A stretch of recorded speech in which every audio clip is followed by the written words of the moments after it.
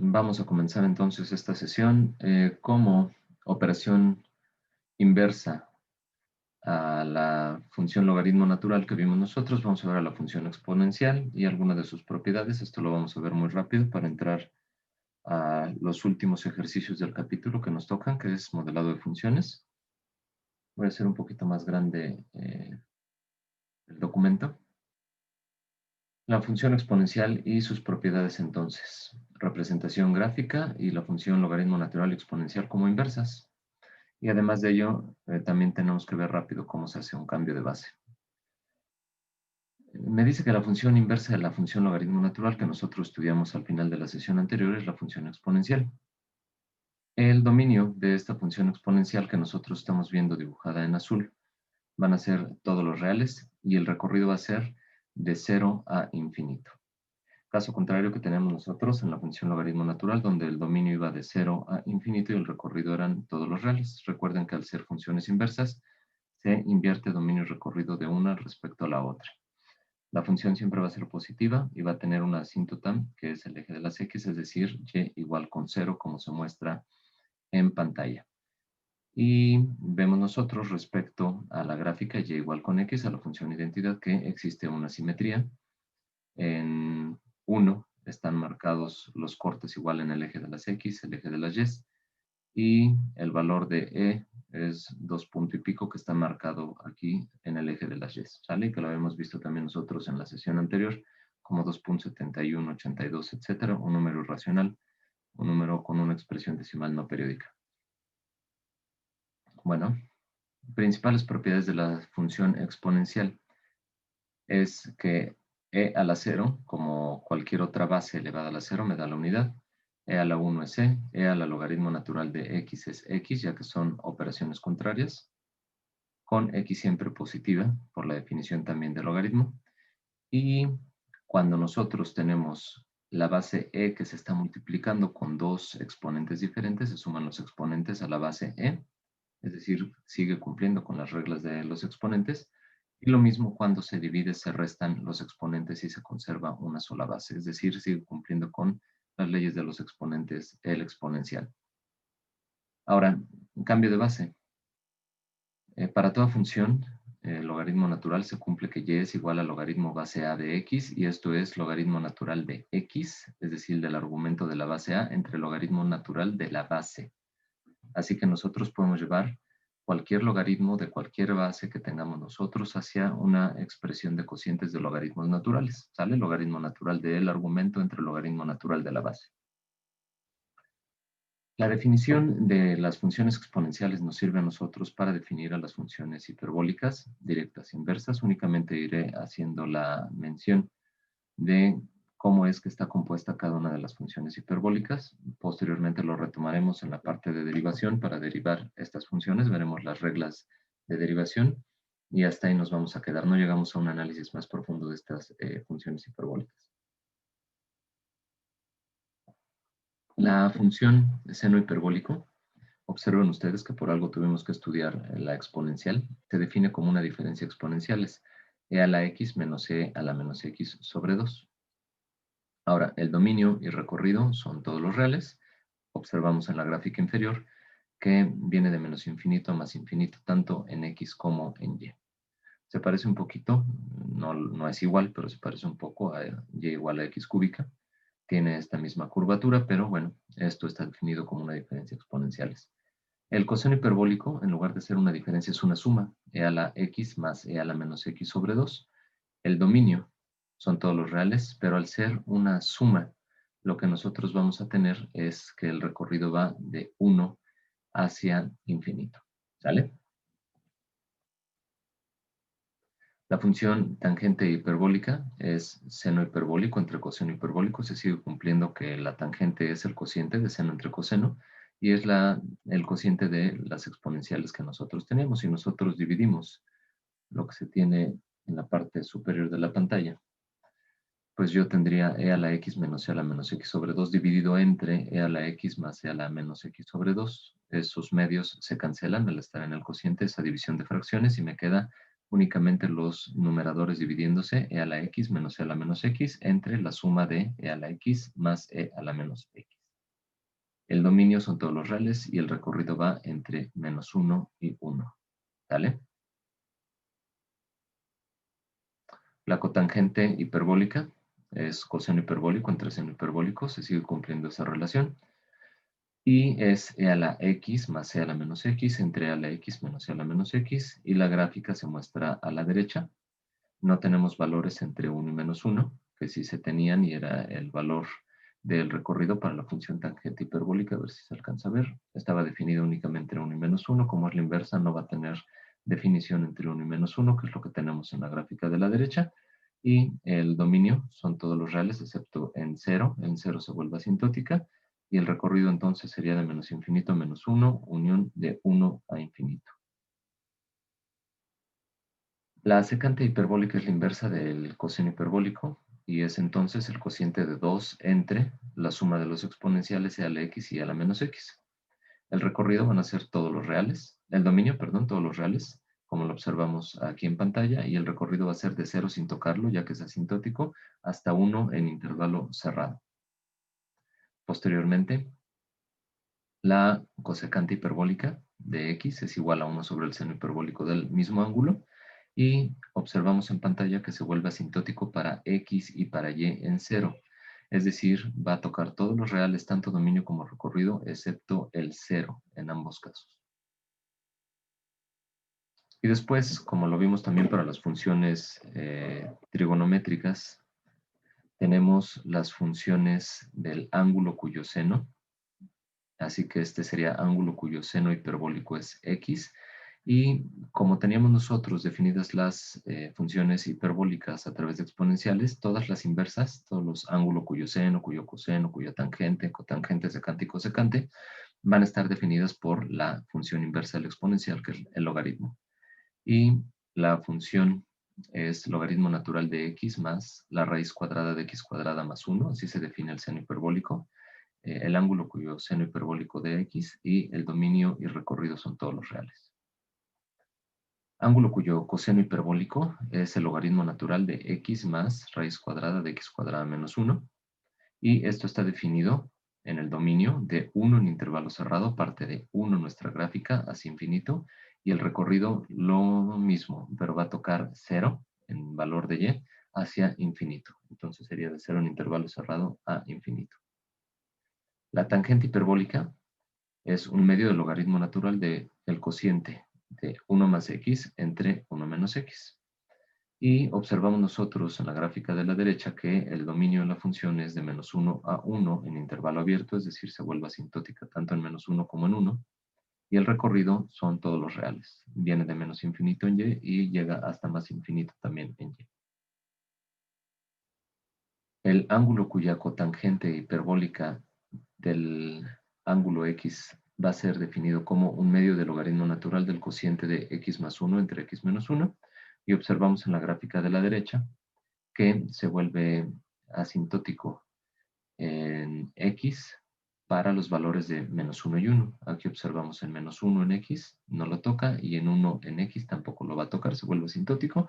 Así que su dominio es de menos infinito a -1 unido con de 1 infinito. Y en y se vuelve asintótica en 0, tanto en la parte superior como en la parte inferior, así que su recorrido viene de menos infinito hasta llegar a 0 sin tocarlo, y nuevamente de 0 sin tocarlo hacia más infinito, así que son todos los reales excepto el 0. El ángulo cuya secante hiperbólica está definido como el logaritmo natural de 1 más la raíz cuadrada de 1 menos x al cuadrado sobre x. La gráfica se está indicando aquí. El dominio de la función todos los valores de x va a ser 0 asintótico, es decir, 0 sin tocarlo, y llega hasta 1 en intervalo cerrado. Y observamos que los valores de y va a ser 0 en intervalo cerrado hasta infinito.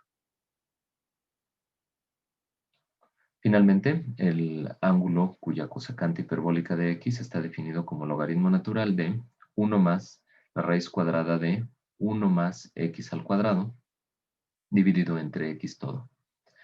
Y en la gráfica de la derecha observamos que se vuelve asintótico tanto en x como en y, en 0. Así que van a ser todos los reales, exceptuando el 0 en x y en y, como lo marca el dominio y recorrido de esta función.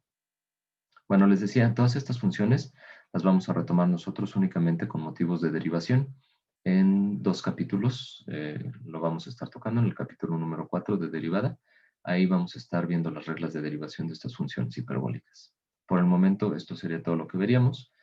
Y lo último que nos hace falta por ver del capítulo para concluir el mismo ya, son formulación de funciones como modelos matemáticos de problemas físicos y geométricos. Si ustedes observan en la plataforma, es el único tema que hace falta por poner en su plataforma virtual. Esto es porque estoy haciendo la captura de los enunciados y de los gráficos de apoyo de cada uno de estos enunciados, ya que son enunciados que muchas veces llevan el apoyo de una gráfica o de un esquema que permite entender el modelado del problema. Se supone que con la experiencia que tenemos nosotros en la parte de modelado de ecuaciones o de sistemas de ecuaciones que hemos visto en el bachillerato, debiéramos poder nosotros también entender cuál es la metodología que se tiene que aplicar para este tipo de ejercicios. Explicándose una vez, tendría que poderse replicar. Sin embargo, son los ejercicios que más trabajo cuestan porque se nos da un enunciado escrito y nosotros tenemos que modelarlo matemáticamente. Y no solo el modelado matemático, sino llevarlo a una función que sea una función real, de variable real, con una sola variable real. Entonces, bueno, pues vamos a empezar con ejercicios. Profesor, yo nada más Sí, tengo una dime. duda del tema pasado de funciones hiperbólicas. En Sí. las inversas nada más ve que en las inversas pone, por ejemplo, cotangente hiperbólico a la -1, Ajá. pero indica que también se puede decir ángulo ¿cómo se llama? Es Cuya ángulo cotangente. cuya cotangente hiperbólica, Ajá. exacto. ¿Cuál escribimos? ¿El ang cot Sí, de el x ángulo cuya o... cotangente. Esto lo tomé como referencia de otros apuntes. Ya por tiempo no me dio, ahora sí que tiempo de realizar el cambio. Recuerden que les decía yo que esta forma de escribirlo como cotangente hiperbólica a la -1 o secante hiperbólica a la -1 es por una cuestión también de costumbre, de cómo se está escribiendo o haciendo uso en las calculadoras, pero es una forma incorrecta de escribirlo, ya que al estar a la -1 querría decir, si nosotros nos basamos en leyes de los exponentes, que es 1 sobre la cotangente hiperbólica, y esto sería la tangente hiperbólica, por ejemplo, del ángulo. Y eso es incorrecto, así que la forma correcta de escribirlo es como ang de ángulo, cuya cotangente, o arc, arco, cuya cotangente sale. Ok, gracias, profe. Gracias a ti. Vamos a empezar con ejercicios. Eh, Vamos a ver.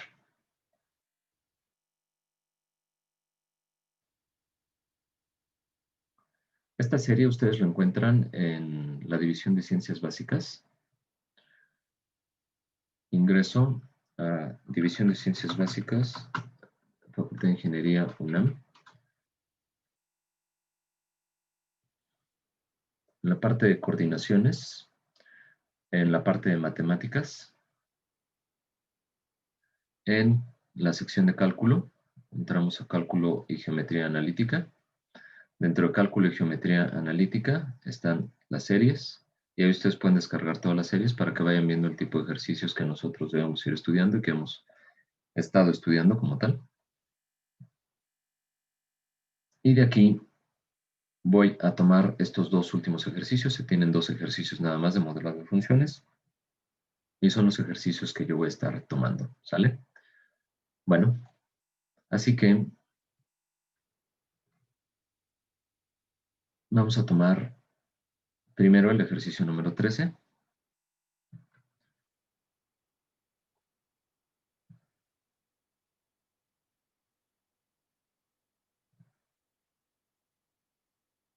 Creo que ahí se alcanza a ver bien, ¿verdad? Si no se alcanza a ver, me dicen y lo hago un poquito más grande. Yo aquí lo veo bien, pero porque estoy pegado al monitor. No sé ustedes si lo vean bien en su monitor o dispositivos móviles. Me dicen, por favor. Yo sí lo veo bien. Gracias, Belén. Sí, se ve bien. Está bien. Gracias, Se ve bien, gracias. se ve Sí, bien, está Vale, profesor. vale, comenzamos. Comenzamos entonces con el ejercicio. Si alguien por ahí no lo llega a ver bien, pues me dicen y lo hago un poquito más grande nada más.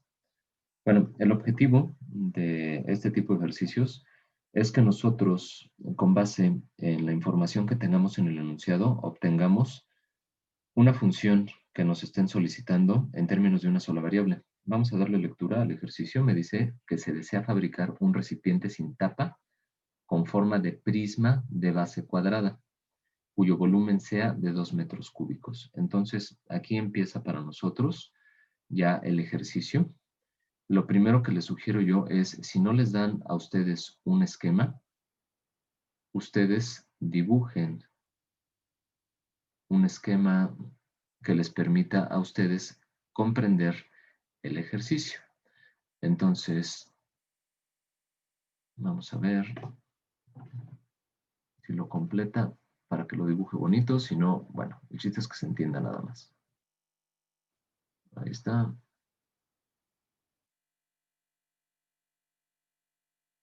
Ups, eso muy chico. Bueno, si no, no importa que no quede perfectamente trazado. Me dicen que este prisma no tiene tapa. Así que bueno, estoy intentando dibujarlo ahí sin la tapa. Me dice que la base es cuadrada, así que lo que mida de este lado, mide de este lado, mide de este lado y mide de este lado. ¿Sale? La base es cuadrada, entonces me dice que el volumen va a ser igual a 2 metros cúbicos. Estos son los datos del problema. Me dice que el costo del material de la base es de 20 pesos por cada metro cuadrado.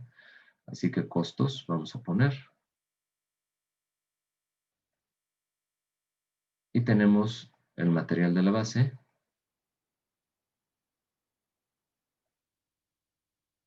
Va a ser 20 pesos por cada metro cuadrado que se utilice. Además de ello, me dice que el material de los costados es de 40 pesos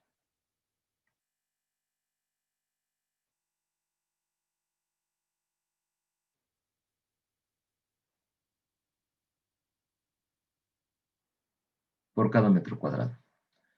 Me piden formular una función que represente, el costo del recipiente en términos de la longitud de un lado X de su base. Perdón. Así que lo que teníamos nosotros ya como X en la base será lo que nosotros tengamos que determinar para nuestra función de costos. Así que lo que nos interesa a nosotros es cuál va a ser el costo total del recipiente, que me dicen que es un prisma de base cuadrada, cuyo volumen tiene que ser fijo de 2 metros cúbicos. La base es cuadrada, yo voy a tener una altura cualquiera, la altura la voy a poner en otro color para que se diferencie. Voy a tener una altura cualquiera, h, que estoy indicando yo aquí, mientras que la base es x. Yo sé cómo voy a obtener el volumen y yo sé que este volumen que tenga yo en función de x y de h me va a servir para generar mi función de costos. Bueno, lo primero que me piden, y es a lo que yo voy a aterrizar, es una función que representa el costo del recipiente y me dice en términos de x. A esta función de costos, entonces, pues hay que ponerle una letra. Así que le vamos a poner función de costos, C, en términos de la base X. Y el costo, si se dan cuenta, tiene que ver con los materiales que tenemos nosotros, así que lo que tenemos que obtener es el área superficial de este recipiente. ¿Cómo obtener entonces esta área superficial? Ah, bueno, yo sé que esta área va a estar compuesta, si nosotros lo desdoblamos a este prisma, va a estar compuesta por la base, y la base va a ser un cuadrado, entonces, de x por x. Y además de ello voy a tener 4 caras con un lado coincidente con la base x y con una altura h. Ahora, estas caras verticales de x por h unidades son 1, 2, 3, 4. Una la de aquí, 2 la de acá, 3 la de acá y 4 la de acá en el diagrama. ¿Sale? Entonces van a ser 4 caras de x por h unidades. Así que con esto yo ya puedo establecer que lo que tengo yo de superficie, que sería x por x, que es x cuadrada, es... Ups. ¿Les está apareciendo ese mensaje a ustedes en pantalla que la sesión va a terminar en 10 minutos? No tendría por qué. Sí, sí nos aparece. Sí, aparece un contador. Diablos. ¿Les está apareciendo el contador? Nunca me había aparecido eso. Tengo la cuenta institucional. A ver, vamos a resolver rápido el ejercicio. Si me desconecto, me vuelvo a conectar y hacemos exactamente lo mismo, ¿sale? Nos volvemos a conectar, chavos. Qué lástima que Vale. esté haciendo esto. Sí. A ver, entonces, el material de la base cuesta 20 pesos el metro cuadrado. Yo sé que el área de la base es x cuadrada unidades. Así que esto tengo que multiplicarlo por su costo. Es una función de costos. 20 por lo que mide el área de la base, que es x cuadrada, ¿sale?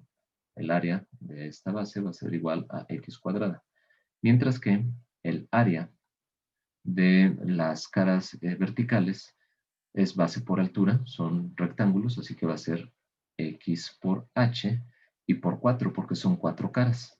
Así que a esta función de costos le voy a sumar 4 veces x por h, pero además de ello por el costo del material de los costados, que sería 40 pesos por el metro cuadrado. Así que yo voy a estar haciendo la multiplicación de 4 por 40. Para simplificar mi función de costos, el costo en términos de x va a ser igual a 20 veces x al cuadrado más 4 por 40, que son 160, x por h. Sin embargo, me dice que la función está en términos de x y aquí aparece una h. Así que esta h es la que tendremos que sustituir nosotros con respecto al volumen. Por eso les decía yo que teníamos dos funciones, esas dos funciones. Una iba a ser la que tengo que entregar yo modelada y la otra me va a servir como una función auxiliar que voy a sustituir en la función que me piden a mí. Bueno, entonces a esta ecuación vamos a llamar ecuación número 1 del volumen.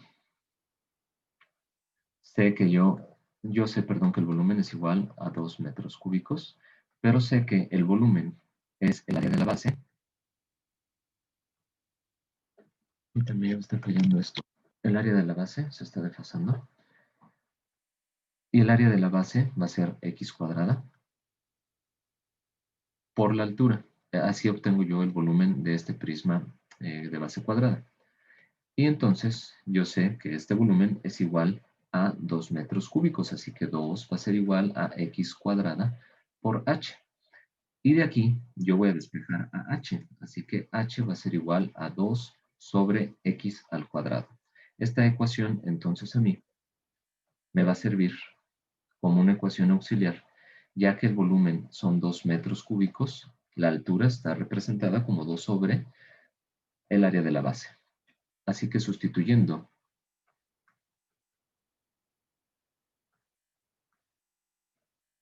la ecuación 2 en la ecuación 1, llegamos nosotros a que la función de costos va a ser igual a 20 veces x al cuadrado más 160 x por el valor de h, que es 2 sobre x al cuadrado.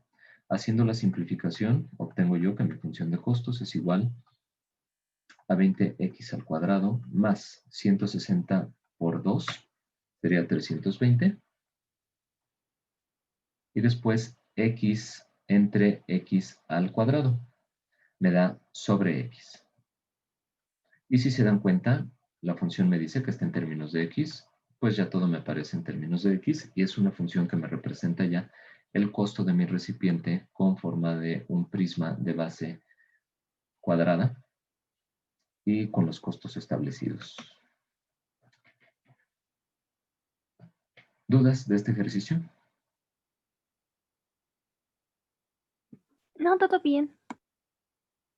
No, ni tan bien, compañera. Se nos va a pagar esto. Del ejercicio Bueno, todo. hasta ahora le estoy entendiendo bien cómo sacó toda la fórmula. Ok, correcto. ¿Les sigue apareciendo el contador a ustedes? Sí, dice que quedan Sí. 5:27. 5 sí. minutos con 25. Con 23 ya. Con 22, 21 y así vámonos para abajo. Las, ¿cómo se llama? Las bases de las caras no se tendrían que multiplicar por 2 porque son 2 caras. No, porque dice que el recipiente está abierto. Regreso yo aquí, me dice que el recipiente está sin tapa. En efecto, si hubiera sido con tapa, hubiera tenido que ser 2 veces x al cuadrado. Y eso hubiera sido 40 veces x al cuadrado y hubiera afectado aquí hacia el final. Esto es sin tapa. ¿Sale? Sí, muchas gracias. Si hubiera tenido tapa, aquí con tapa, la función de costos hubiera sido, estamos de acuerdo, 2 veces el área de la base.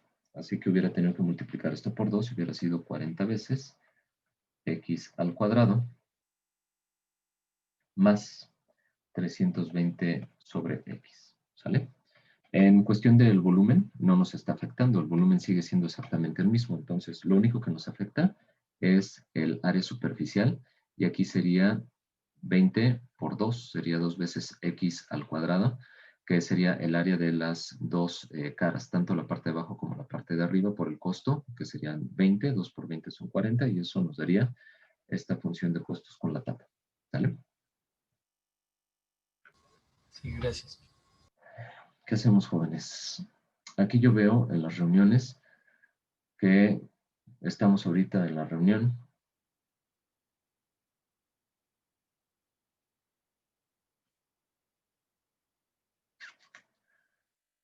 Diablos. No, pues estoy ahorita en la sesión activa. Bueno, ¿cuánto les marca en tiempo? 3 3 minutos. minutos. Con 17 17. y 15. Pues yo creo que sí nos va a desconectar entonces.